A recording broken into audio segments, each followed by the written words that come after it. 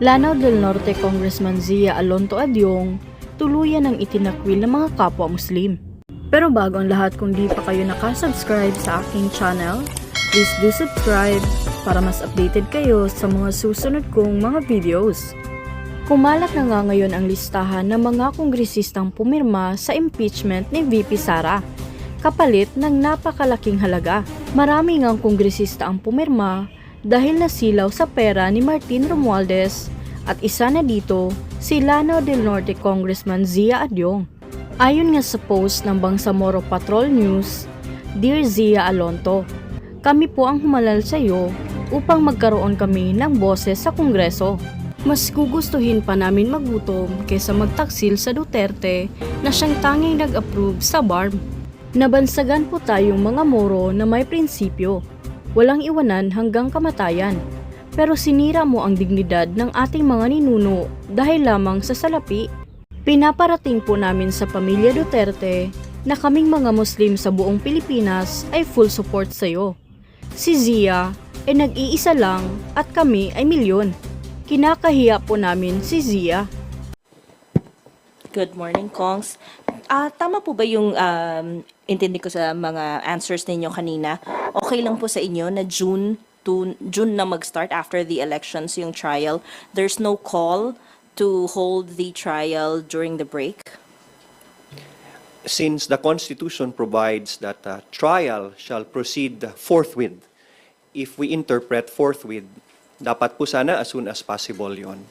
But since the Senate is an independent body, and we respect their independence, being a bicameral legislature, we will leave that to the interpretation of the Senate. I will refuse to comment on how they should act because they will be judges in this impeachment trial. And we accord them with the utmost respect and that they should act with utmost impartiality without any influence from the prosecution or from the respondent or the defendant. So, sana po maagapan ang pagsimula kasi the sooner that the evidence can be laid down, the sooner that due process can be exercised, the sooner can the issues pending before us can be resolved. So, sige po, sana po maagahan dahil handa naman ang prosecution team. But, sir, so as you mentioned, it's written in the Constitution that trial should proceed forthwith. But can you point us to a specific rule lang po or part of the Constitution where it states that the Senate can hold the trial even when Congress is on break po? When you say forthwith, hindi nakasabi doon kung saan sa konstitusyon na pwede may break. Every year before session opens, every legislative congress, kunyari 19th Congress, the Senate Secretariat and House Secretariat together with the duly elected Speaker, inuupuan muna nila yung legislative calendar for that year. While it's not clear whether we can proceed with the impeachment trial during the break, we said earlier that the impeachment trial is a sui generis, o kakaibang proseso po ito. It's a class of its own. And it is not bound by the legislative calendar. It's purely a political question on how Senate would proceed with it. So, yan po ang sagot dyan. No? Hindi po nakatali yan sa black and white. And we will see how the Senate would react on and act on the impeachment complaint. Sir, baka lang din po meron kayong comment dun sa sinabi ni SP Cheese na unfair na madaliin sila dahil 2 buwan daw po inupuan ng House ang impeachment complaints. Well, again, we respect the position of this the Senate President. In fact, it has been discussed, explained naman po ni Congressman Noy that they have their own rules. We don't want to at least influence the impartiality ng mga senator judges. We will just wait for the Senate to convene as an impeachment court. Sa amin po, as long as we have already relayed and we have displayed the urgency and the priority that we have established that these impeachment complaints should be given primacy and should given priority, it's up to the court, no, the impeachment court, the Senate. When will they convene as a impeachment court? So yun lang po yung amin. There's no prescriptive time naman po, prescriptive time na sinabi po sa Constitution that once it is filed, once it is transmitted to the Senate is bound to, for example, a certain number of days to convene as an impeachment court. So it's up to how the Senate will define and will act on the wordings of the Constitution na sinasabi po shall act forthwith. As far as we are concerned, we take that as immediate and urgent. Okay. Sir, doon naman sa mga prosecutors, paano po yung hatian, division of labor doon sa 7 articles of impeachment? Sinong congressman ang mag-handle ng specific articles po? As of the moment po, wala pa pong assignments po of which prosecutor will be handling which articles. I think there's something to be discussed further down as we form the full impeachment secretariat po. Your reaction din, sir, na parang yung mga ibang mga kamag-anak ng ibang senador ay hindi po pumirma doon sa impeachment complaints. Parang doon sa mga kamag-anak, 3 lang po yung pumirma. But most of them hindi po pumirma dun sa complaints. May implications po ba ito on the... Well, how would you interpret that? I hope you'd understand we'd refuse to comment on that po. Especially given that these are our colleagues and we respect their opinion, every representative has the right to conduct themselves as they see fit for their constituents. But one thing's for sure po, the numbers are very clear. This is more than the 1/3 required. There is a supermajority, so to speak. Yun na po yung impeachment complaint po natin. Just to add, legally, it will not affect the impeachment complaint. It will not affect the impeachment trial. And the cold neutrality of an impartial judge by the Senate and members of the Senate would be better preserved siguro kung may ganyan.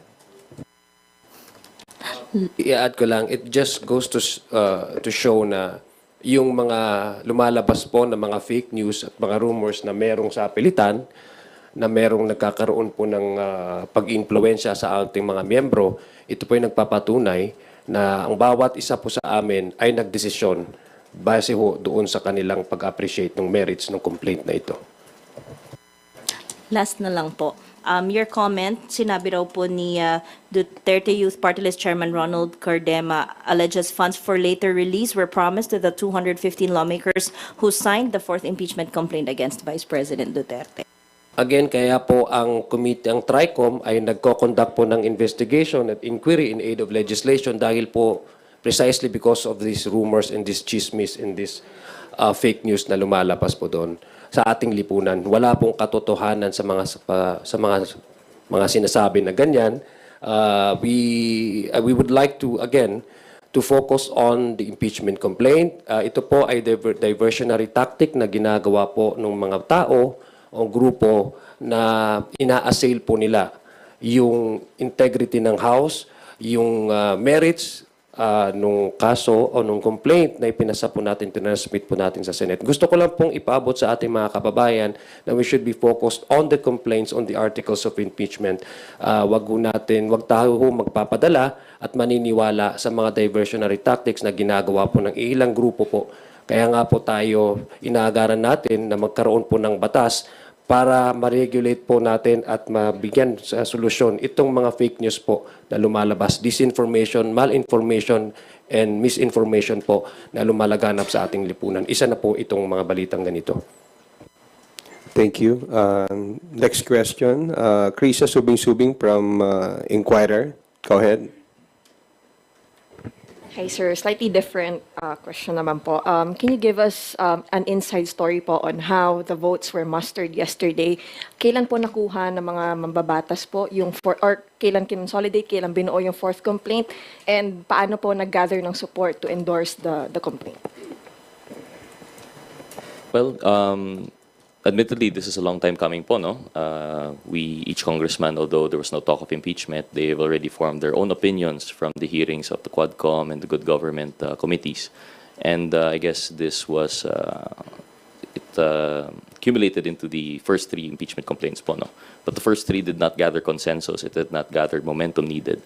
And while the most congressmen, especially the members of the Justice Committee, were eagerly awaiting po to fulfill our mandate by hearing it in the Justice Committee, I believe the party leaders po have already thought of finding consensus between the three. So they took the best parts, took out the parts that they feel were not agreeable to other members, and that was what was presented. And finally, yesterday, it resulted in the impeachment po, the initiation of the complaint. There were party consultations, and considering that there were three previous impeachment complaints filed, nakabuo ng mas matatag at mas klarong impeachment complaint na nakakuha ng suporta at kumpiyansa ng mga congressmen. That is why with this fourth impeachment complaint, which is clearer, where the evidence is presented in a stronger manner, it gave confidence to more than 200 or 215 congressmen to act as complainants in this impeachment complaint. So unti-unti pong nabuo at getting the best of the three previous impeachment complaints as earlier said by Kong Rog. Idagdag ko lang po, no, simula po nung tumanggap po tayo ng mga complaints, 3 pong complaints ito, impeachment complaints, wala pong choice ang miyembro ng House of Representatives kundi bigyan po ng pansin itong complaints na ito because it now borders our constitutional mandate. It's a question of whether we act based on our constitutional mandate na mabigyan pong pansin itong complaints na ito. Number 2, ang alam ko po hindi lang ho 215. Meron din pong mga miyembro na nag-submit po ng kanilang mga signatures, no? Kung titingnan po natin nasa 225 na po kung di ako nagkakamali. But the signatures that appeared to be initially published in the media at saka yung nalakap po natin ay 215. Those are the members who were physically present during yesterday's filing of the fourth complaint. Meron din pong abot ng kanilang suporta or sa complaint na ito. Although I don't know how they would be able to be included in as complainants to amend the 215 to make it the 225 kung di ako nagkakamali. But that would depend on, I guess, on the court, on the Senate acting as impeachment court, whether they would allow such amendment to the complaints, number of complainants. May follow-up lang po. Sir, kailan po nag-start yung mga party consultations po on consolidating the fourth impeachment complaint po? And does that mean that essentially the congressmen have already made up their minds even though President Marcos himself has signaled na ayaw niya pong ituloy yung impeachment process because madideprioritize yung mga priorities ng Marcos administration? We thank the President for respecting the separation of powers and respecting the independence of Congress. And we also respect the decision of the Executive Department. As far as party consultations are concerned, it's been ongoing since the first impeachment complaint has been filed. Internally, depende sa partido. Depende sa kanilang approach kung magtatanong sila internally kung may pabor ba sa impeachment, ano ang klase ng articles of impeachment ang nakakarapat. That is why nabuo itong fourth impeachment complaint where there is a consensus of more than 200 members who signed kasi mas malinaw itong impeachment complaint at mas matatag ang paglatag ng mga articles of impeachment.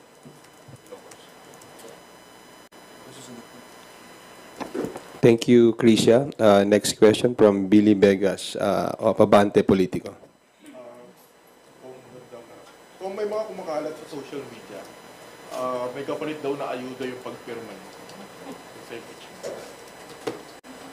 Well, as we mentioned po earlier, no, that's why we held this press conference because we understand with the events of yesterday, a lot of misinformation and disinformation will be spreading around.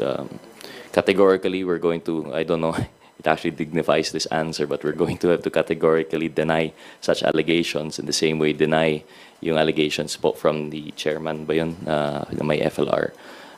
This was an independent action. We believe that's done faithfully and truthfully by each member, that they signified their intention and support of the impeachment complaint based on the merits of the case and nothing more. Yun lang po siguro. Just to add to that, no? Ito po ay nagsimula na po ang smear campaign sa prosesong ito. Actually, ako personally, I actually expect that a lot of misinformation and fake news will be coming out, no, after the filing of the complaint, no. So ang gusto ko lang pong i-reiterate at panawagan sa ating mga kababayan, wag ho tayong madadala sa ganitong klaseng fake news. Kasi ito po ay paraan para ilihis kung ano po yung talagang merits nitong prosesong ito. Yung mga complaint po, meron pong betrayal of public trust, meron pong mismanagement and yung utilization ng pondo ng bayan, meron pong issue dito na whether as highest or second highest official of the land would be allowed to contract an assassin to kill a sitting president, the Speaker of the House, and the First Lady. Yun po yung mga nandu sa articles of impeachment. So gusto ko lang pong ipanawagan sa ating mga kababayan. Kung meron po tayong nababalitaan ganito, ito po ay mga diversionary tactics. Ililihis po nila yung attention natin doon po sa proseso and at the same time to smear, to degrade, and to put question in our mind na ito pong prosesong ito ay hindi tama. Yun po ang gusto nilang ma-achieve sa mga ganitong fake news at misinformation na lumalabas. Kung I understand kung babanatan kayo ng mga critics, kaya lang meron kasing post dito si Congressman Lord Suwan. Ang sabi niya, to my supporters, I know you stand with me. Rest assured the ayuda is coming. Well, yes, kanina pong umaga nakausap po namin si Congressman Lord Dansuan. Unang-una po, dinideny po niya categorically na hindi po yan totoo. Isa po yan sa paraan na sinasabi ko nga mga fake news. In fact, I would personally expect na meron pong lalabas din na mga balita tungkol sa akin. So ito po, sabi ko nga po, simula po nung nagkaroon tayo ng impeachment process, unti-unti pong lumalabas ito na pinipreempt nila po yung magiging resulta nito at dinilihis po nila yung atensyon ng ating taong bayan. I would personally say that Congressman Lord Dansuan is one of the most decent members of the House of Representatives. Hindi po niya ugali na kung basta-basta lang siya maglalabas ng ganong klaseng information na alam naman po niya na po pwedeng makasira sa kanya. Number two, wala pong katotohanan yan, yung mga ganyang balita na meron pong ayuda na kapalit. Ito po ay isang constitutional obligation na binigay po sa amin ng Constitution. Hindi lang ho ito prerogative, hindi ho ito discretionary power. Ito po ay mandato at obligasyon ng bawat isang miyembro ng Kongresong ito para ipaabot sa Senado na kung meron mang hindi magandang gawain ng isang opisyalis specified under the Constitution, the President, the Vice President, Ombudsman, mga Justices of the Supreme Court, COMELEC. Andun po, enumerated po yung mga official na to. Kung meron pong complaint galing sa ating taong bayan, remember, 3 complaint po ito, wala pong choice ang membro ng House of Representatives but to hear and make sure that these complaints will see the light of the day. May dagdag lang po, no? And this is setting aside yung impeachment issue po muna. I'm speaking not as a prosecutor, but as a member of the TRICOM. As mentioned by Kong Zia, this just highlights the importance of the hearings that we are conducting there. This is a prime example of how misinformation and fake news are used not only to disrupt the personal lives, but the public functions of our government now. So I hope that yung sa ating mga kababayan, we continue to be vigilant and to really double-check and fact-check po, no, all of these informations coming out. Kasi lumalabas po, fake statement, fake page. Yun lang naman po. Idadagdag ko lang po sa mga fake news peddlers, tatayuan po namin ang obligasyon namin at mandato po binigay sa amin ng Constitution, no matter what you do. Maybe this is a good time also to thank kaya magtulungan po tayo to maintain integrity in media, maintain integrity in journalism, because you will be our partners in transparency and in accountability.